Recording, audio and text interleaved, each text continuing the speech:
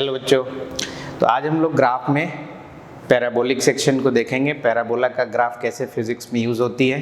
कई बार आंसर तो आ जाते हैं बट हम लोग एक ग्राफ में उसको आंसर देना होता है, ऑप्शन ग्राफ में होते हैं, या कभी कभी क्वेश्चन ग्राफ देकर उसको एनालाइज करके हमें ऑप्शन को सिलेक्ट करना होता है, इसलिए ग्राफ का जानना ज़रूरी होता है। ठीक है ना। तो बहुत ही फेमस ग्राफ है पैराबोला। मैथ्स में तो काफ़ी डिटेल में पढ़नी है, लेकिन मैं आपको उतना ही बताऊंगा जितना अपने को फिजिक्स में ज़रूरत है। ठीक है। तो पैराबोलिक ग्राफ में सबसे पहले बेसिक जो ग्राफ है y = x²। ठीक है ना। तो इसका ग्राफ हम लोग देखते हैं। ठीक है। तो दोस्त पहले सबसे पहले y एक्सिस और ये x एक्सिस हो गई। ठीक है ना। ये आपका ऑरिजिन है, इधर नेगेटिव x हो जाएगा, इधर नेगेटिव y हो जाएगा।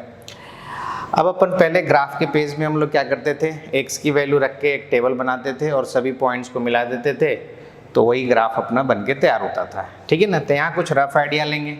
x = 0 तो y भी 0, तो ऑरिजिन से स्टार्ट होगा। x = 1 तो y भी 1, x = 2 तो y 2 का स्क्वायर डेट इज 4, तो y में काफ़ी चेंजिंग आया। x की वैल्यू 3 तो y में अचानक से चेंजिंग 9 आया। तो इस तरह से पैराबोलिक ग्राफ दोस्त इस तरीके से बनेगा, कर्व बनेगा और फास्ट इंक्रीमेंट होगा। ठीक है ना। x की वैल्यू माइनस में भी रखो तो भी वही सेक्शन y पॉजिटिव आएगा, x की वैल्यू -2 रखो तो भी नहीं, तो y यही सेम जैसा इधर है राइट साइड, वही ग्राफ बनेगा आपका लेफ्ट साइड बनेगा ग्राफ। ठीक है। तो ये एक स्टैंडर्ड ग्राफ है जिसमें आपको याद रखना है, आपको y = x² का ग्राफ है और इसी को हम लोग पैराबोलिक ग्राफ बोलेंगे और फेस जो है ऊपर की तरफ है। ठीक है ना। तो अब हम कैसे याद रखने का तरीका है ना, कि कैसे हम लोग, एक तो आपको बेसिक याद रखना है y = x² है ना। तो ज़रा ध्यान दो, अब एक ही ग्राफ से हम लोग डिफरेंट ग्राफ कैसे बनाना है, याद आपको एक ही करना है, बाकी आपको सोचकर कॉन्सेप्ट को यूज़ करके ग्राफ के सेक्शंस को कंप्लीट करना है। ठीक है ना। तो ये ग्राफ आप याद रखिए। अब मैं इससे रिलेटेड के जितने भी ग्राफ्स हैं उसको कंप्लीट करते हैं, जिससे कि पैराबोलिक ग्राफ आपका कंप्लीट हो जाएगा। ठीक है, याद रहेगा यहाँ तक। तो स्टार्ट करते हैं इसमें। चलो, तो पहला ग्राफ हमने सीख गया y = x²। ठीक है ना। तो ये दोस्त आपका ग्राफ कुछ इस तरीके का बनेगा, है ना। अगर सब ये y है और ये x है, ठीक है, याद ऐसे रखेंगे। अगर सपोज मान लो y = -x² है, ठीक है ना। तो देखो एक चीज़ ध्यान रखो कि जिस पे स्क्वायर नहीं है, किस पे स्क्वायर नहीं है, y पे स्क्वायर नहीं है, तो फेस जो होगा पैराबोला का, जो ये ओपन फेस है ना, y की तरफ होगा। क्लियर है ना। अब देखो इस क्वेश्चन में किस पे स्क्वायर नहीं है, y पे स्क्वायर नहीं है, लेकिन साथ ही साथ x² के आगे क्या लिखा हुआ है, माइनस, तो इसका एक मिरर इमेज बनेगा। इसका फेस ऊपर की तरफ ओपन है तो उसका मिरर इमेज नीचे की तरफ हो जाएगा। ठीक है। अदरवाइज आप क्या करो, माइनस को इधर ले आओ। ठीक है ना। तो किस पे स्क्वायर नहीं है, -y पे स्क्वायर नहीं है, तो -y की तरफ फेस रहेगा। ठीक है ना। या यूं कहेंगे x² के आगे पॉजिटिव है तो ऊपर की तरफ, क्योंकि y पे स्क्वायर नहीं है तो y की तरफ होगा फेस। ठीक है ना। यहाँ y पे स्क्वायर नहीं है तो y की तरफ ही फेस होगा, लेकिन अब x² में माइनस लगा हुआ है, इसका मतलब इसका जस्ट अपोजिट, यानी कि मिरर इमेज जस्ट नीचे कर देंगे -y की तरफ, तो ये आपका वाह ग्राफ हो गया। ठीक है ना। याद एक ही रखना है, उसी से बनेगा, देख सकते हो। थर्ड ग्राफ अगर मैं आपको बताऊं, है ना, इसका अगर x = y² है, जरा देखो। ठीक है ना। तो फिर से पहचानो किस पे स्क्वायर नहीं है दोस्त, x पे स्क्वायर नहीं है ना, और y² के आगे पॉजिटिव है, यानी कि पॉजिटिव x पे आपको फेस करना है, तो पॉजिटिव x तो इधर ही होता है, तो x की तरफ आपको फेस रखनी है। तो इस तरह से ग्राफ वही है, सेम ग्राफ है, बस इसको हम किस पे स्क्वायर नहीं है, x पे, तो x की तरफ घुमा दिए। ठीक है ना। y² के आगे पॉजिटिव है तो पॉजिटिव x की तरफ। ठीक है ना। इसका जस्ट अपोजिट अगर आपको बताया जाए, सपोज मान लो दोस्त x = -y² है। ठीक है। तो अब देखो किस पे स्क्वायर नहीं है, अगेन x पे स्क्वायर नहीं है। अब देखो y² के आगे निगेटिव है, पॉजिटिव, निगेटिव, तो निगेटिव x की तरफ ले जाओ, तो निगेटिव x आपका इधर रहेगा, तो यही ग्राफ का मिरर इमेज ये हो जाएगा। ठीक है ना। तो ये चार जो है एक ही ग्राफ से एक दूसरे से रिलेटेड है, लेकिन बेसिक ग्राफ आपका यहीं पे है और इसी से अंदाज लगा के आपको सॉल्व करना है। हर क्वेश्चन को, हर ग्राफ को याद करने की ज़रूरत नहीं है, आप स्टैंडर्ड एक ही याद करो, ज़्यादातर इसी का यूज़ होता है। कभी कभी ये वाला यूज़ आपको आ सकता है। ठीक है ना। x = y², अब माइनस लगेगा तो जस्ट उसके अपोजिट हो जाएगा। तो हमने बताया याद करने का तरीका दोस्त, जिस पे स्क्वायर नहीं रहेगा फेस उसी की तरफ ओपन रहेगा और उसी तरह से ग्राफ बना लेंगे। ठीक है ना। तो ये बेसिक ग्राफ आपका यहाँ तक 1 से 4 बन गया ना। ठीक है। अब देखते हैं इसमें भी और क्या ट्विस्ट ला सकते हैं, इसमें भी क्या क्या चेंजिंग किया जा सकता है, ठीक है ना। फिजिक्स में आपका यही y को वेलोसिटी लिख देगा और x को टाइम लिख देगा, तो vt ग्राफ हो जाएगा आपका।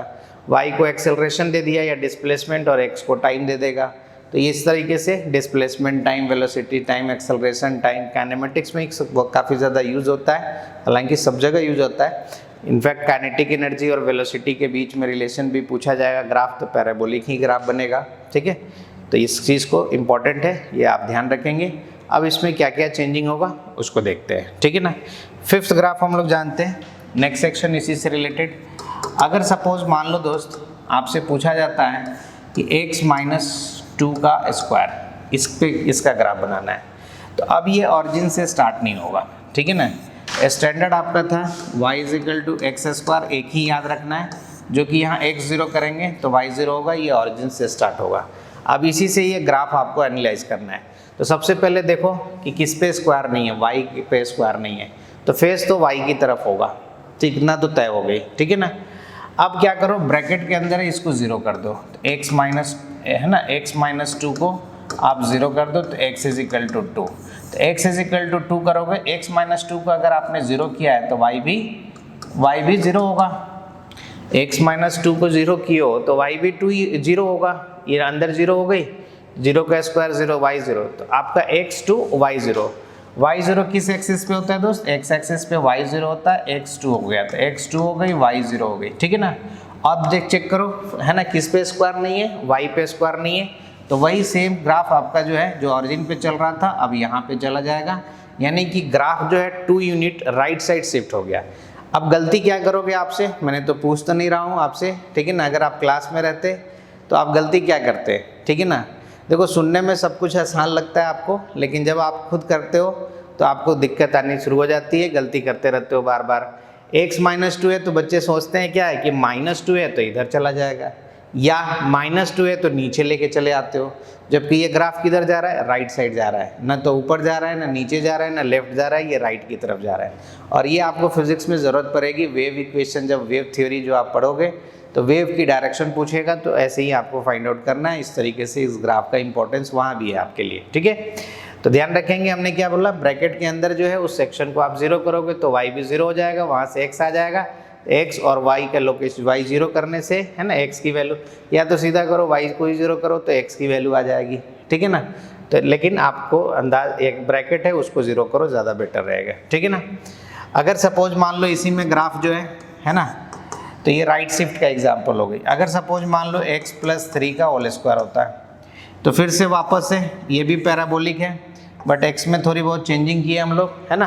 पहले y = x² था, तो x में ही चेंजिंग कर रहे हैं ना, उसमें प्लस कर रहे हैं, माइनस कर रहे हैं, ठीक है, इसलिए शिफ्टिंग लेफ्ट राइट होगा। तो अगर इस ब्रैकेट के अंदर है x+3 को 0 कर दो, ठीक है ना, तो यहाँ से y भी 0 हो जाएगा और x की वैल्यू क्या जाएगी -3, तो मेरे दोस्त x की वैल्यू आ गई -3 और y आपका 0 हो गई, ठीक है ना, ये पॉइंट मिल गया। अब देखो किस पे स्क्वायर नहीं है, y पे स्क्वायर नहीं है, तो ये आपका क्या होगा, फेस ऊपर की तरफ हो जाएगा, ठीक है ना। तो इस तरीके से ग्राफ बहुत आसानी से आप सॉल्व कर लेते हो, ठीक है ना। तो अंदाज लग गया किधर से, अगर प्लस होगा तो लेफ्ट साइड होगा, माइनस होगा तो राइट साइड शिफ्ट होगा, क्लियर। तो इस तरीके से आप ग्राफ बनाओ, ठीक है ना। इसकी और भी हम लोग प्रैक्टिस करेंगे, है ना। तो अभी और चेंज करके मैं बताऊंगा कि कैसे डिफरेंट का ग्राफ पैराबोलिक में आपका बनेगा, है ना।